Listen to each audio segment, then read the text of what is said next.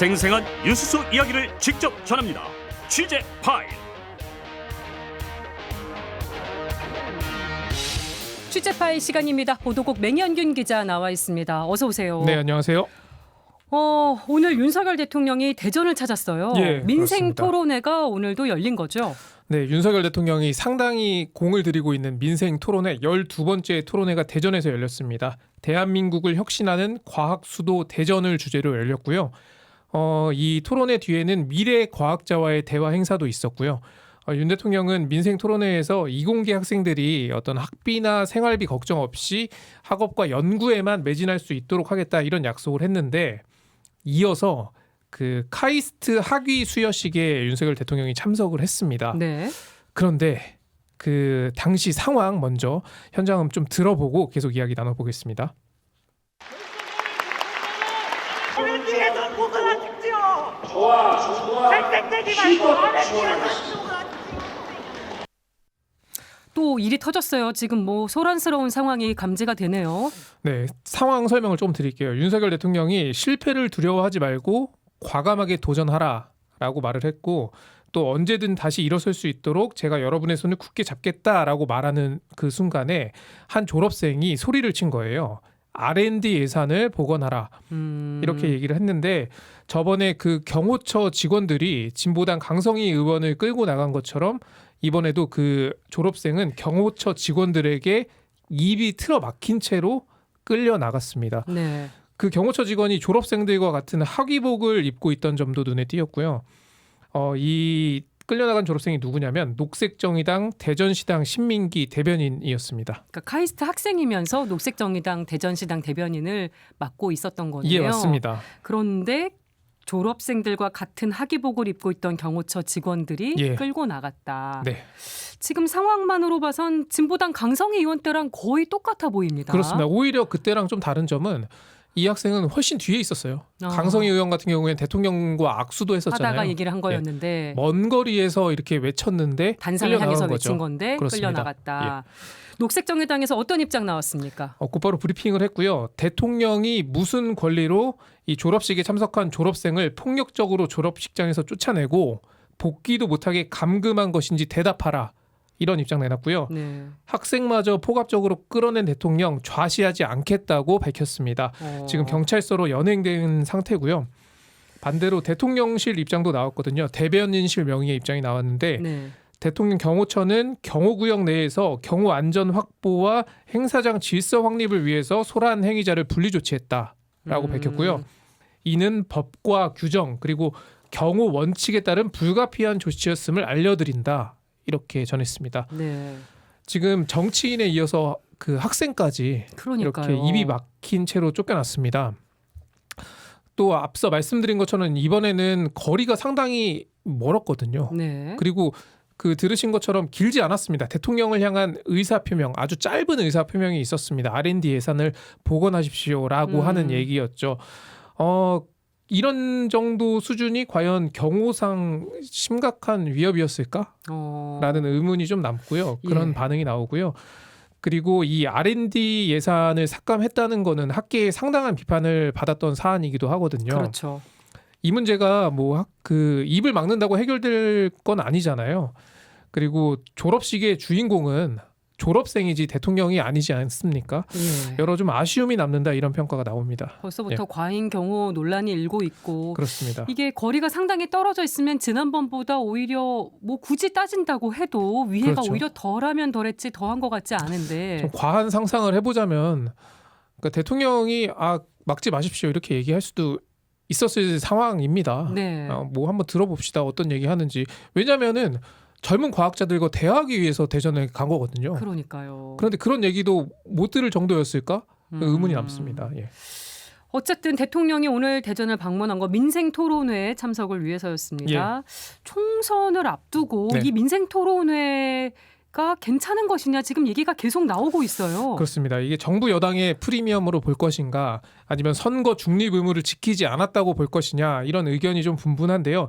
제가 논평을 하나 소개해 드릴게요. 논평 중에 있던 내용인데 대통령은 선거를 위해 지방 방문에 나서는가 이 논평의 한 대목인데 이게 어떤 논평인지 혹시 기억하십니까? 그러게요. 이게 2022년 2월에 국민의힘에서 낸 논평입니다. 예. 그러니까 당시 문재인 정부죠. 문재인 전 대통령이 대선을 앞두고 호남을 방문하는 일정을 소화한 적이 있었거든요. 네. 그때 국민의힘에서 나온 논평인데 대통령은 지역 방문에 나서고 있는데 도대체 누가 선거 중립을 믿겠는가라는 대목도 있었습니다. 요 국민의힘의 당시 논평이 지금 윤석열 대통령한테는 어떻게 받아들여질지도 궁금합니다. 그러니까요. 이게 그 당시에 그 대선을 앞두고 그 문 전 대통령이 군산 조선소를 방문했을 때였습니다. 당시 뭐 청와대는 선거와 무관하다 이렇게 선을 그었는데 여러 언론에서 이 부분을 비판적으로 바라봤습니다. 예. 관권 선거 의혹을 부추긴다, 선거 개입 논란이다, 뭐 중립을 지켜야 한다 등등의 그 제목을 단 기사가 쏟아졌고요, 당시에. 네. 지금은 정권이 바뀌었는데 또 비슷한 비판이 계속되는 겁니다. 새로운 공약도 아니고 기존에 나왔던 선심성 정책이 다시 나온다. 네. 대통령의 총선용 행보다 이런 지적이 나오고요. 물론 대통령실은 지금 국민 목소리를 경청하고 정책에 반영하기 위한 행보다 이런 입장인데 이걸 뭐 고스란히 받아들일 국민이 얼마나 있을까라는 생각도 해봅니다. 총선이 2달도 안 남은 시점인데 지금 전국을 돌면서 민생 예. 토론회를 하고 있으니 요거를 참 정책 행보로 봐야 될지 그렇죠. 총선용 행보로 봐야 될지 애매한 부분도 있은 것 같습니다. 맞습니다. 근데 그렇다면은 뭐 더더욱 조심해야 된다. 뭐 근데 그런 모습은 오히려 보이지 않는다. 왜냐하면 대통령은 민생을 살펴야 하는 의무도 있습니다. 동시에 공정한 선거를 만들어야 하는 의무도 있거든요. 네. 더군다나 지금의 여당은 문재인 정부 시절에 이런 비판하지 않았습니까? 그러면 좀 더 자제했었어야 되는 거죠. 그때는 잘못됐고 전 정부도 이렇게 했으니까 우리도 이렇게 하겠다. 이건 뭐 대한민국 어떤 정치 발전에 도움이 되는 행위는 아니잖아요. 네. 근데 들려오는 얘기로는 다음 주, 다다음 주도 이 민생 토론회 일정이 지역 순회 일정이 계속될 것으로 보입니다. 유럽 순방 안 가는 대신 민생 토론회 열심히 하는 거네요. 예, 호남을 간다라는 얘기도 지금 나오고 있습니다. 네. 총선 관련 얘기로 한번 넘어가 보겠습니다. 지금 매일 여야에서 총선 공천 명단이 그렇습니다. 나오고 있어요. 네, 오늘은 국민의힘이 12명의 단수 공천자를 추가 발표했는데요. 네. 경기, 충북, 충남, 전남 지역을 대상으로 한 면접 그 결과입니다. 현역 의원은 4명이 단수 공천을 받게 됐는데 충남 공주부여 청량의 정진석 의원 눈에 띄고요. 네. 충남 서산 태안의 성일종 의원, 그리고 경기 안성의 김학용 의원, 경기 이천의 송석준 의원 등입니다. 네, 이번에도 대통령실 출신 인사는 없는 것 같네요. 예, 대통령실 출신 인사가 뭐 단수 공천을 받진 않았지만 신범철 전 국방부 차관이 천안 갑에 단수 공천 받게 됐고요. 용인병 지역에는 윤 대통령의 서울대 법대 후배이자 사법연수원 동기인 고석 변호사가 단수 공천자에 이름 올렸습니다. 네. 말씀하신 것처럼 이 지역에는 현역 의원도 좀 꽤 있는데 또 당에서 주요 역할을 하는 인물도 있고 친윤 의원도 있고 대통령실 출신도 있는데 단수 공천자 명단에는 보이지 않았습니다. 예. 그러니까 대표적으로 이용 의원이 경기 하남에 신청했는데 경선 치르게 됐고요. 네. 강승규 전 시민사회 수석도 현역인 홍문표 의원과 경선 치러야 합니다. 또 이 당 사무총장이자 공관위 부위원장인 장동혁 의원도 단수 공천 명단에서 빠졌고 또 정황근 전 농림축산식품부 장관도 결정이 좀 보류가 됐습니다. 아직 초기여서 뭐 공천 전체를 평가하기는 좀 예. 이릅니다만 현재까지는 국민의힘 공천이 민주당보다 좀 매끄럽다 이런 평가가 더 많은 것 같아요. 맞습니다. 저도 여러 의견을 좀 들어봤는데 대체적으로 민주당보다는 국민의힘에 좀 후한 점수를 주는 그런 시각이 많았습니다.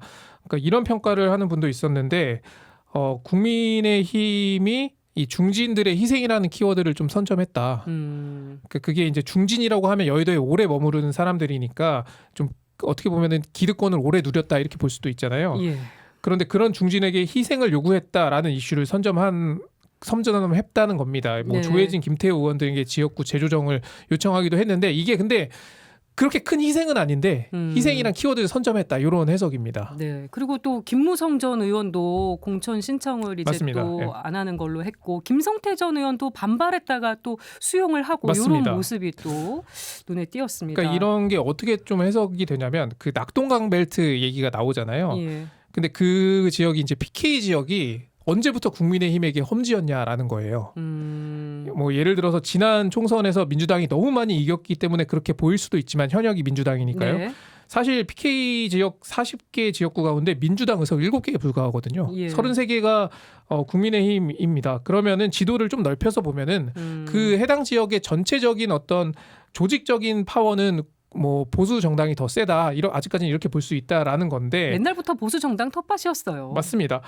그렇기 때문에 이 뭐 중진들의 희생을 요구했지만 그게 뭐 정말 진정한 의미의 희생은 아닐 수도 있는 건데 희생이란 키워드를 선점한 점에서 국민의힘에게 좀 후한 점수를 준다 이런 뭐 해석이었습니다. 네. 민주당은 아무래도 현역 의원이 많다 보니까 조금 공천이 더 쉽지 않아 보이는 측면도 예. 있는데 민주당 공천 관련된 사항은 더불어민주당 고민정 최고위원과 이어지는 인터뷰에서 얘기 좀 나눠보도록 하고요.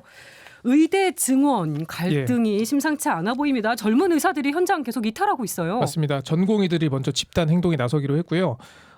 그리고 뭐 의대생들도 동맹 휴학에 나설 것이다 이런 얘기도 있습니다. 그러니까 이른바 빅5 병원이죠. 서울성모병원, 뭐 서울대병원, 세브란스 뭐 등 이곳에서 이 오는 19일까지 전공의 전원이 사직서를 제출하고 20일 오전 6시 이후 근무를 중단하기로 했습니다. 그러니까 전공의들은 그 실무의 핵심 인력들이잖아요. 그렇죠. 그래서 의료 공백이 불가피할 것이다라는 전망이 나오고요. 이런 빅5 병원에서 이런 결정을 했으니 다른 병원에서도 동참할 가능성이 높습니다. 정부는 강경 방침이 아직도 여전하죠. 맞습니다. 이 보건복지부는 전체 수련 병원 22곳에 집단 연가 사용 불허 및 필수 의료 유지 명령을 발령을 했습니다. 또 이제 현장 점검을 통해서 진료를 하지 않은 전공의들에게 업무 개시 명령하게 되고 이에 불응하면은 법적 조치에 나선다 이런 방침입니다. 네. 그래서 이게 뭐 여기에 뭐 업무 개시 명령에 따르지 않으면은 1년 이하 자격 정지, 3년 이하 징역형도 받을 수 있는데요. 네. 심지어 재판까지 가서 금고 이상의 형이 확정이 되면은 면허 취소까지 가능합니다. 그런데 2020년에도 비슷한 일이 있었는데 그때는 이 정부와 합의한 다음에 정부에서 고발을 취하했었거든요. 예. 그런데 이번에는 정부가 뭐 사후구제나 선처 없을 것이다 이런 입장을 분명히 또 하고 있습니다. 가장 불안한 건 환자들일 겁니다. 수술 일정이나 이런 거 잡혀 있는 맞습니다. 환자들 얼마나 불안하겠어요. 저도 제보를 오늘 하나 받았거든요. 근데 이분이 그 환자의 자녀분이세요. 근데 부모님이 갑자기 쓰러져서 이제 수술을 받아야 하는 상황이었던 거예요.